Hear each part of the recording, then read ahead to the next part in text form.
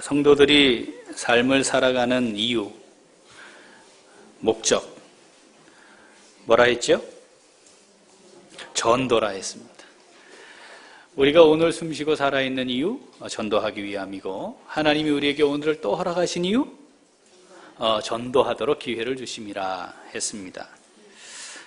주님께서 이 땅에 오신 이유, 전도하기 위함이었고, 그 주님을 따라 살아가는 삶의 모범을, 주님의 삶의 모범을 따라 살아가는 성도들 당연히 주님이 행하신 것처럼 전도하기 위해 살아간다.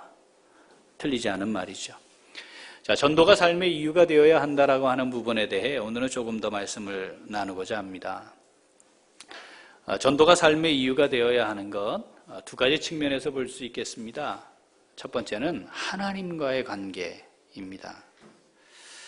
하나님께서 아들이신 예수님을 이 땅에 보내신 이유, 죄인들을 구원하시기 위함이었고, 하나님이심을 내려놓고 이 땅에 사람으로 오신 이유, 죄인들을 구원하기 위함이셨는데, 그 죄인들을 구원하고자 하는 목적을 달성하기 위해 행하신 일이 뭐였습니까? 전도였습니다. 전도하시기 위해 주님이 어떤 일을 하셨냐면, 당시에는 이스라엘 사람들에게 절대 구원받을 수 없다고 규정된 사람들이 있었습니다. 대표적인 사람이 세리, 그리고 창기, 그리고 정확하게 나열하지는 않지만 그 정죄받아 심판에 이를 수밖에 없는 사람들이라는 용어로 죄인이라고 하는 용어를 사용하였습니다. 그런데 주님께서 누구를 만나셨습니까? 바로 그들을 만나십니다. 그리고 그들과 함께 자리를 하고 식사를 하고, 그것을 보면서 주님을 어떻게 비난했죠? 저는 술을 즐기고 먹기를 탐하는 자다. 죄인들과 함께 먹고 마신다. 라고 비난했습니다. 그럼에도 불구하고 주님이 그렇게 하셔야 했던 이유는 그 죄인들을 구원하시기 위해 이 땅에 오신 거였고, 전도하기 위해 그리 하셔야 했던 거지요. 오늘 우리가 읽은 누가복음 15장 그 구절이 있는 한 장 전체의 내용은 바로 이러한 상황에 대해 주님이 주셨던 비유의 말씀 속에 있는 겁니다. 자, 누가복음 15장 1절 2절 한번 같이 읽어보겠습니다. 모든 세리와 죄인들이 말씀을 들으러 가까이 나아오니 바리새인과 서기관들이 수군거려 이르되 이 사람이 죄인을 영접하고 음식을 같이 먹는다 하더라, 이겁니다. 아니, 그냥 이렇게 사람들이 많이 왔다, 이렇게 기록해도 될 것을 왜 성경은 또 하나님 기록하시면서 세리와 죄인들이 나왔다 또 이렇게 기록하냐 말입니다. 그것은 바로 너희들이 정죄해버린 바로 그 죄인들도 내가 구원할 나의 백성임을 선언하시는 것이고, 이 구원의 은혜는 차별 없이 모든 사람에게 임하게 될 것이라는 것을 다시 한번 확인시키는 거죠. 이 수군거리는 걸 주님이 아셨습니다. 그리고 누가복음 15장 이후의 말씀에서 세 가지 비유를 말씀하세요. 첫 번째, 우리가 잘 아는 겁니다. 양 100마리 중에 한 마리 길 잃은 양을 찾으러 나섰던 목자. 그래서 그 양을 찾았습니다. 드라크마 10개가 있었는데 하나를 잃어버렸고, 그 드라크마 잃어버린 한 드라크마를 찾았던 주인에 대한 비유가 나옵니다. 그리고 이어서 우리가 너무나도 잘 알고 있는 탕자의 비유라 이름 붙여준 비유가 나오죠. 탕자의 비유, 이 비유가 틀리진 않지만 이 문맥 속에서 이 비유의 제목을 정하라 하면 탕자의 비유보다는 잃은 아들을 찾은 아버지의 비유, 이게 맞습니다.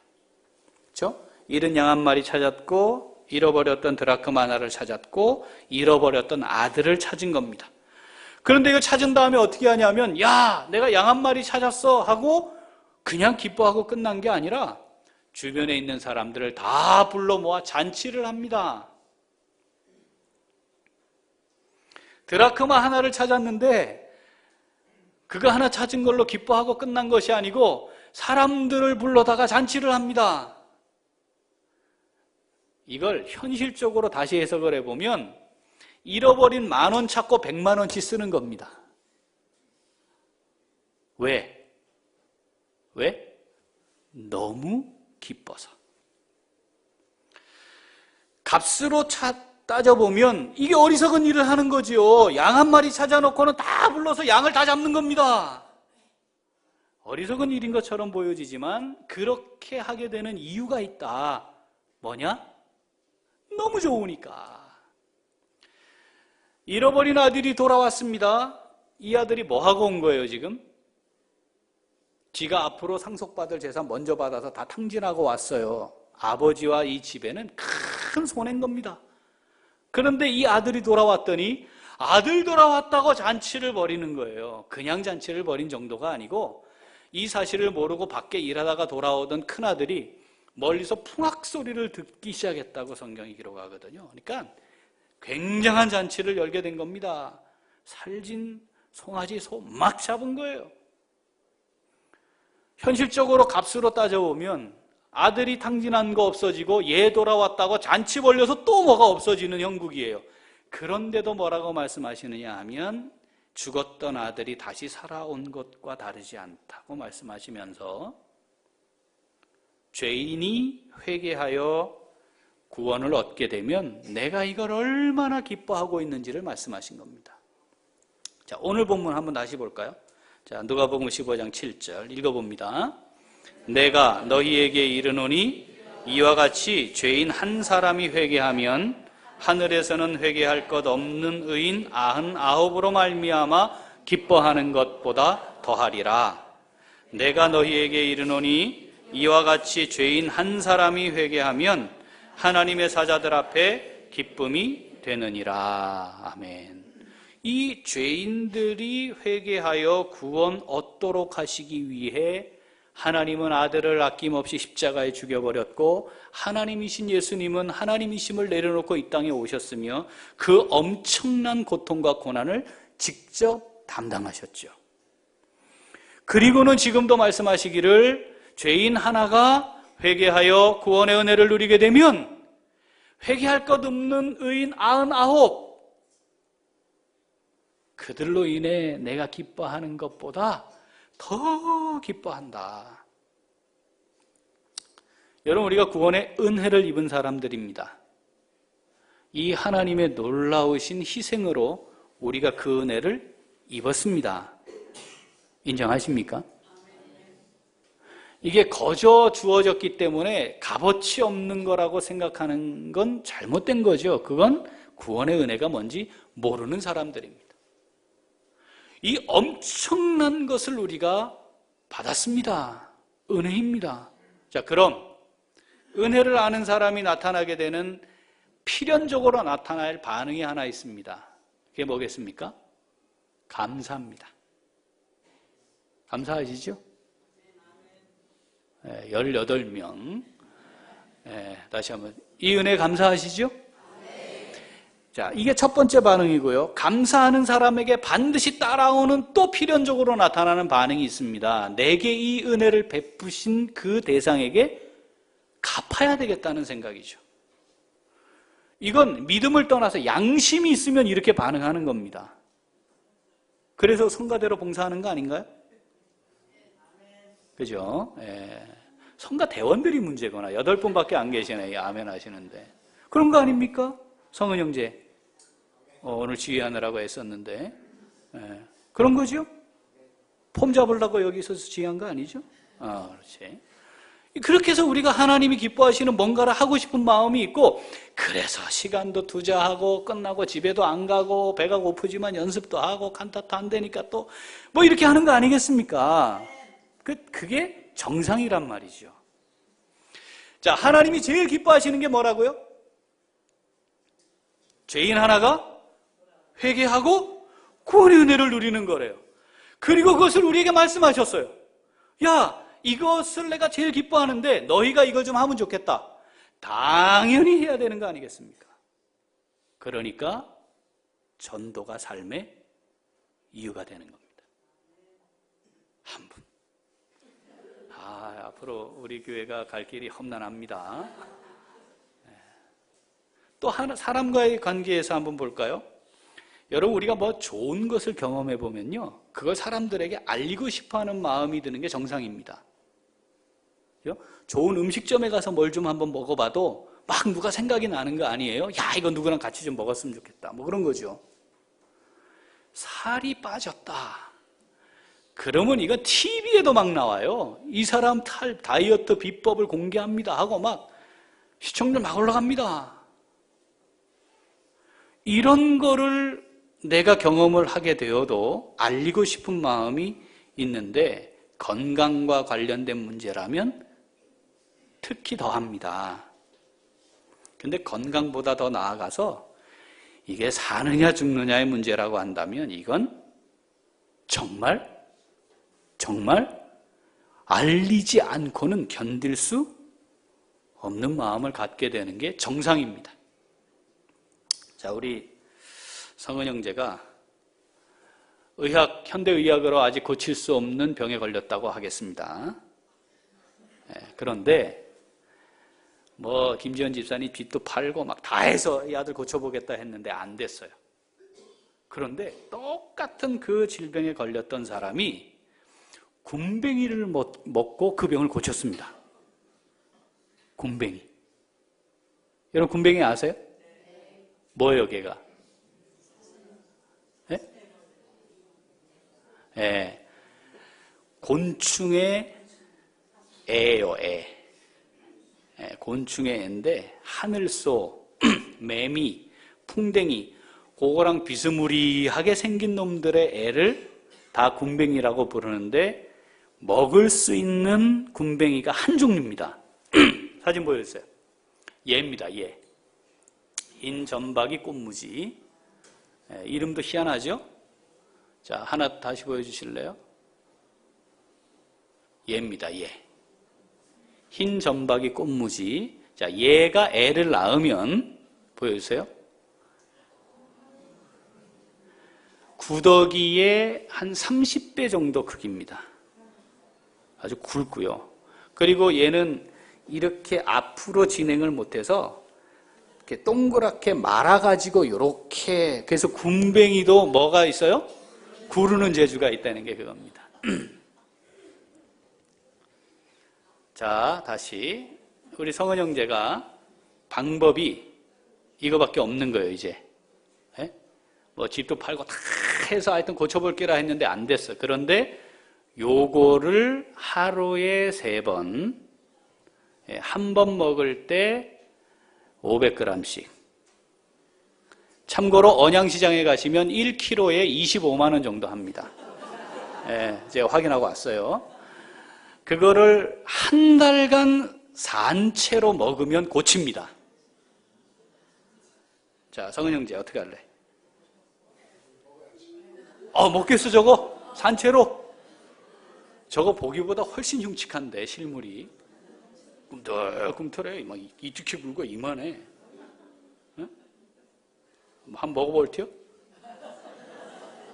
아니, 저거 먹어서 산다면. 그런데 안 먹을라 하는 거예요. 안 먹겠다는 거예요. 어떻게 먹겠어요, 저거 산채로. 그것도 한 번이라 그러면 눈 질끈 감고 어떻게 해보겠는데, 하루 3번, 한 달을 먹어야 된다면, 그것도 뭐 요만큼 한 마리 먹어라도 아니고 500g씩 먹어야 한다. 어떻게 하겠어요? 안 먹겠다 하면 먹여야지. 꽁꽁 묶어놓고, 한 달간은 꽁꽁 묶어놓고, 먹여야지. 그래야 살 수 있으니까. 우리가 예수 그리스도를 통해 해결할 수 없었던 죄의 문제가 해결이 되고, 그것을 통해 내가 새 생명을 얻게 되고, 그래서 천국 백성으로 영원한 산소망을 가진 자로 살게 되었다는 것은 바로 이러한 고백과, 그리고 그것에 따라 살릴 수 있다라고 하는 확신을 가지고 전하는 거죠. 이걸 성경이 말한 전문 용어로 뭐라 한다고요? 전도.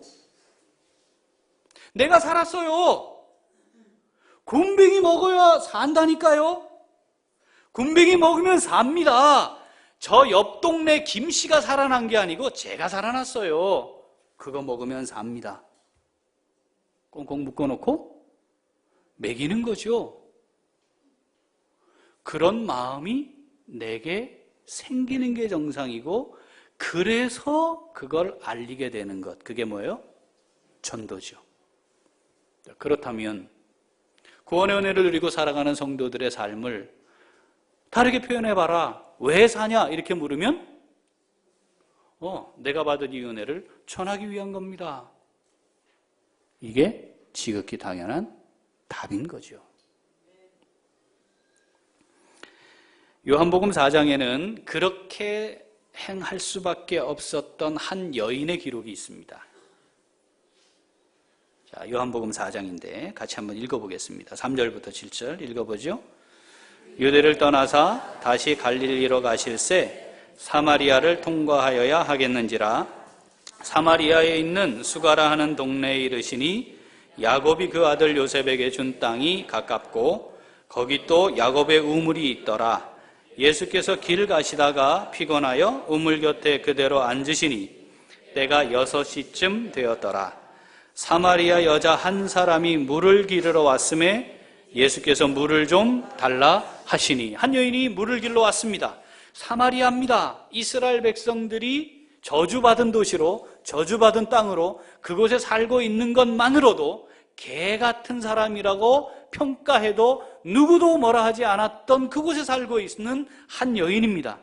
그런데 그곳에 살고 있는 사람들, 그렇게 비난받고 있는, 정죄당하고 있는 그런 상황 속에서도 그 사람들의 눈을 피해야 했던 여인입니다. 6시가 되었는데 물을 길러 왔습니다. 당시 6시는 지금으로 치면 12시입니다. 그러니까 새벽 6시가 0시예요. 12시입니다. 이 낮 시간에는 물을 길러 오지 않습니다. 너무 덥기 때문에 물을 지고 가는 것이 힘들기도 하고, 실제로 물을 쓰는 것은, 필요한 것은 아침과 저녁에 물을 쓰는 거죠. 그래서 대부분 저녁 식사 전에 물을 길러 나오고 아침 식사 전에 물을 길러 나오는 것이 일반적입니다. 낮 12시에 아무도 우물에 오지 않는 시간에 물을 길러 왔다는 것은 사람들 사이에 섞이는 것마저도 피하고 싶은 상태에 있는 여인입니다. 여기에서 주님을 만났습니다. 아하! 내가 그렇게 기다리던, 아니 우리 민족 전체가 기다리고 있던, 예배해야 할 대상이 되었던 그분, 바로 그리스도시구나. 이 여인이 알게 됩니다. 자, 4장 28절 읽어보죠. 여자가 물동이를 버려두고 동네로 들어가서 사람들에게 이르되 내가 행한 모든 일을 내게 말한 사람을 와서 보라. 이는 그리스도가 아니냐 하니. 사람들에게 알립니다. 와서 보라. 내가 그리스도를 만났다. 자, 그런데 이 여인이 사람들에게 알릴 때 뭐라고 했냐면 내가 행한 모든 일을 내게 말한 이 사람을 와서 보라. 예요. 이 여인이 뭘 했죠? 복잡한 개인사가 있는 사람이에요. 남편이 5이었어요, 최소한. 이거 밝히고 싶지 않은 겁니다. 지금도 그렇지만 당시에는 이건 정말 부끄럽고 정죄받을 수 있는 상황에 놓여 있는 거였습니다. 그런데 이 여인이 예수님을 만난 후 예수님을 전하면서 뭐라고 얘기해요? 내가 행했던, 누구에게도 말하지 않았던, 덮고 은폐하고 감추었던 그 일을 정확하게 내게 말했던 이 사람이 그리스도가 아니면 누구겠느냐 하고 자기의 치부를 다 드러냅니다. 야, 너는 우리하고 어울리지도 아니고 섞이지도 않았고 네가 그렇게 하는 말을 네가 율법 교사냐? 네가 그리스도라고 말한다고 내가 믿겠냐? 이런 반응이 당연하게 예측되지 않겠습니까? 그러니까 이 여인이 가서 예수님을 전하는데 자기의 모든 치부를 다 드러내면서 내가 이런 사람이었는데 이분이 이 사실을 정확하게 내게 말했어. 그리스도가 아니면 어떻게 이 일이 가능하겠어? 하고 말했다는 겁니다. 내 과거가 드러나지 않는 게 낫지. 뭘 이걸 전하는 게 나아요? 여러분 그렇습니까? 내 거 희생하고 내 거 포기하고 그렇게라도 전하는 게 나아요? 그거 안 하는 게 낫지. 이 요한복음을 통해 예수 그리스도를 만난 사람에게 나타나는 근본적인 변화가 무엇인지를 우리에게 말씀하고 계시는 겁니다. 자, 39절 읽어보겠습니다. 여자의 말이 내가 행한 모든 것을 그가 내게 말하였다 증언하므로 그 동네 중에 많은 사마리아인이 이야 신통방통하네 뭐 이렇게 된 거 아니겠어요? 이해가 되셨죠? 이 여인은 자기를 사람들에게 예수 그리스도를 증거하기 위해 완전히 공개적으로 자기를 죽인 겁니다. 자기를 희생한 거예요. 40절부터 읽어봅니다. 사마리아인들이 예수께 와서 자기들과 함께 유하시기를 청하니 거기서 이틀을 유하심에 예수의 말씀으로 말미암아 믿는 자가 더욱 많아 그 여자에게 말하되 이제 우리가 믿는 것은 내 말로 인함이 아니니 이는 우리가 친히 듣고 그가 참으로 세상의 구주신 줄 알미라 하였더라. 아멘. 이 여인은 예수 그리스도를 소개했고요. 그 사람들이 예수 그리스도를 또 만나 구원을 얻게 되었습니다. 믿음을 가지게 되었다는 것이죠. 내게 주어진 구원의 은혜라는 것, 예수 그리스도로 말미암아 내게 베풀어진 이 영생의 복이라는 것, 이건 나의 감추고 싶은 절대로 누설되어서는 안 되는 것까지 내 스스로 다 드러내고 폭로하고 나를 죽이면서까지도 전하고 싶은 마음이 들게 만드는 것임을 표현하고 있는 겁니다. 정리하죠. 우리가 왜 살고 있습니까? 아직도 안 됐어요. 우리가 왜 살고 있습니까? 전도하기 위해서.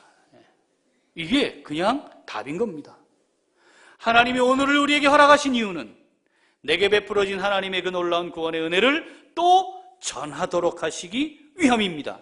앞으로 5년, 10년, 20년을 계획하고 있습니까? 목적은 뭐여야 합니까? 전도하기 위함이어야 합니다. 자, 그런 전도하는 것이 내가 살아있는 이유입니다. 삶의 목적입니다라고 고백하는 성도들의 삶은 어떻습니까?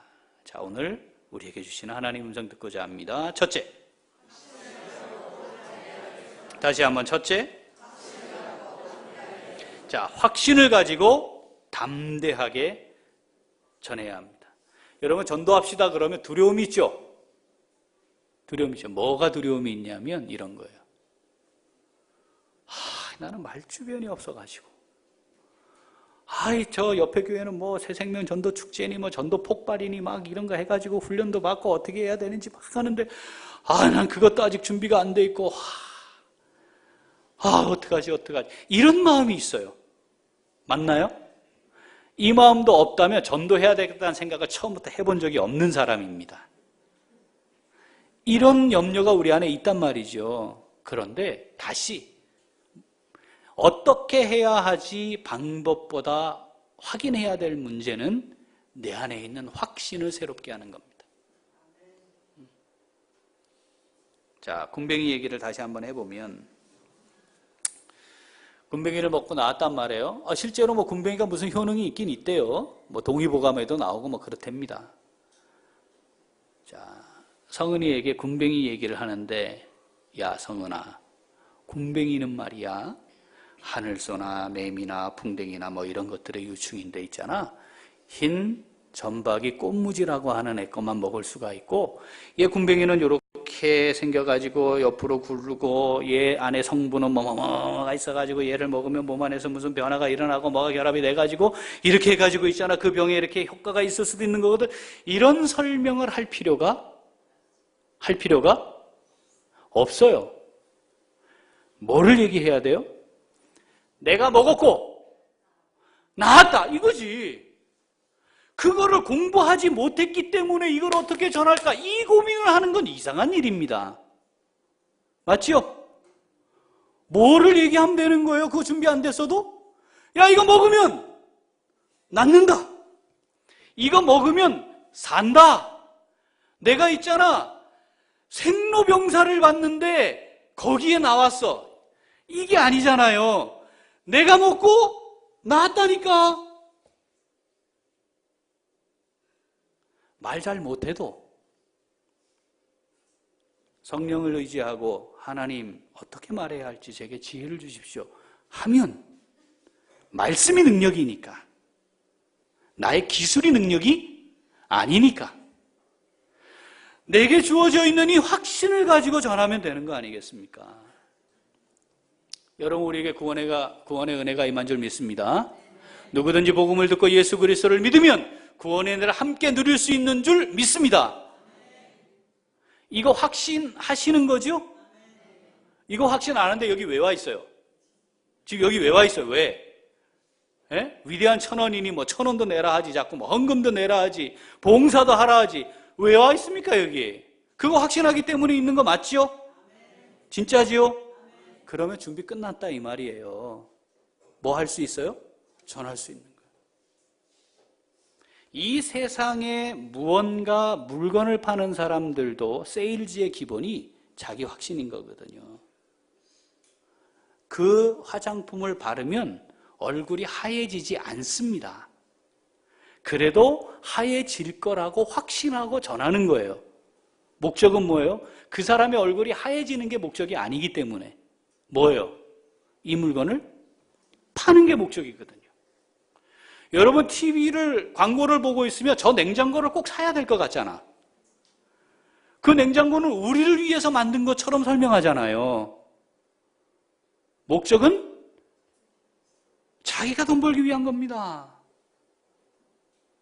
그런데 우리는 뭐예요? 내 걸 희생하고, 내 걸 내려놓기도 하고, 포기하기도 하고, 그러면서도 전할 수 있는 거죠. 왜냐하면 생명과 관련된 것이요, 내게 있는 확신 때문입니다. 확신을 점검해야 합니다. 이게 확신하고 있는데 자꾸 하나님 앞에서 다시금 믿음으로, 말씀으로 되새기지 않으면 덮여버려요. 이 확신이 있는 사람은 뭐예요? 담대해집니다. 주저할 필요가 없는 거죠. 왜 주저합니까? 주저하는 이유는 확신을 놓쳐서입니다. 복음이 능력인 줄 믿습니다. 누구든지 복음을 듣고 회개하여 예수 그리스도를 믿으면 나와 동일한 구원의 은혜가 임하게 되는 줄 믿습니다. 됐어요. 이제 담대하게 전하시면 되는 거죠. 수가성의 그 여인을 우리가 기억하지 않습니까? 그죠? 내가 행한 일이 무엇인지를 다 말했습니다. 말씀을 기억하면서 자, 확신을 가지고 담대하게 전할 수 있는 우리 모두가 될 수 있기를 소원합니다. 자, 둘째. 다시 한번 둘째. 자, 문제는, 자, 우리 인생의 문제, 결국 죄의 문제입니다. 죽음의 문제 아닙니까? 우리가 언제든지 선언할 수 있는 예언이 있어요. 이거는 반드시 100% 맞는 겁니다. 누구나 다 예언자가 될 수 있습니다. 그게 뭐예요? 김성은은 죽는다입니다.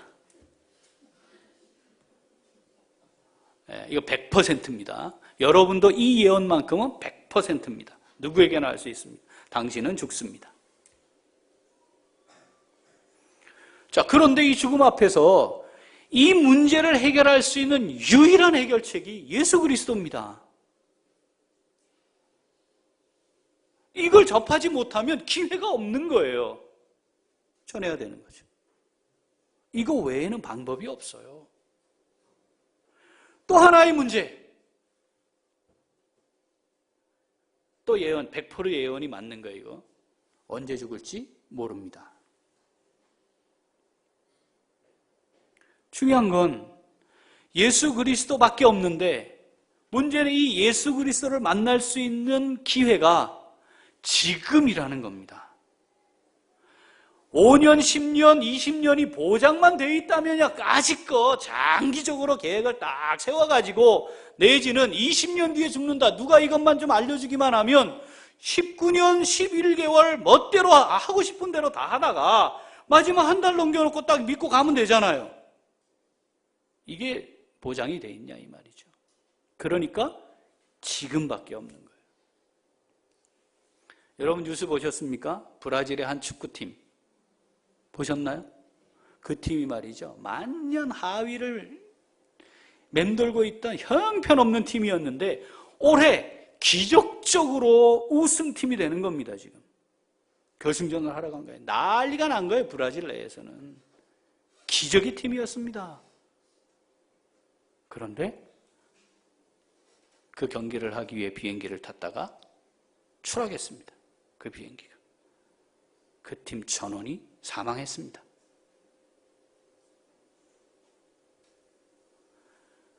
그 선수들과 그 선수들의 가족들이 정말 이제는 모든 서름, 어려움, 고난, 고통 이제 뒤로 하고 이제 새롭게 인생을 시작할 수 있는 절호의 찬스에 도달하기 직전이었어요. 내년부터는 완전히 달라지는 겁니다. 삶이. 지금까지의 불행이 끝나고 행복이 시작되는, 앞으로 기대만 안고 살아갈 수 있는 그런 선수들로 이루어진 그런 팀이었습니다.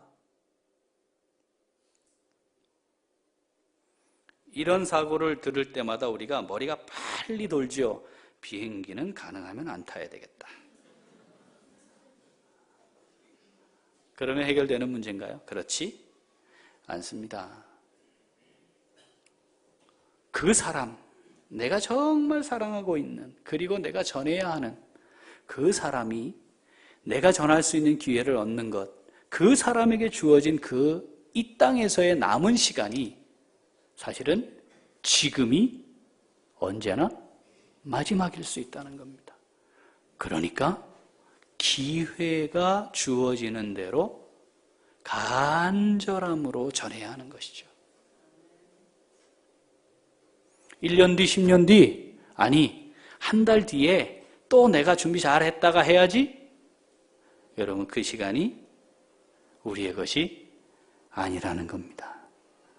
그러니까 출근하실 때, 집에서 출발하여 회사에 도달할 때까지 하나님 오늘 만나게 될 사람들, 오늘 제가 처리하는 일 하나님 능력으로 행하게 하시고, 오늘 만나게 될 김과장, 이대리, 새로 들어온 신입사원 우리 성은이, 하나님 오늘 기회를 놓치지 않게 하옵소서.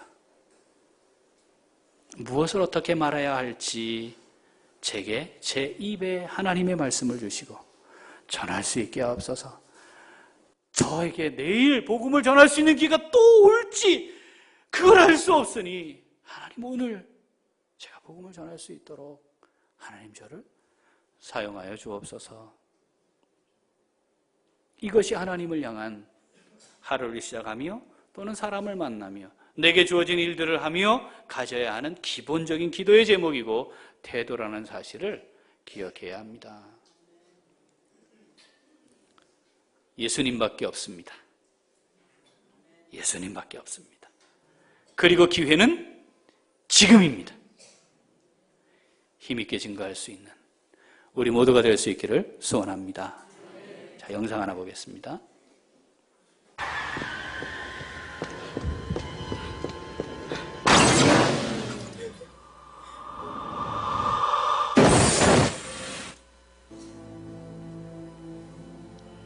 Who are you? Doc? Are you operating on me? Who are you? Why can't I see you?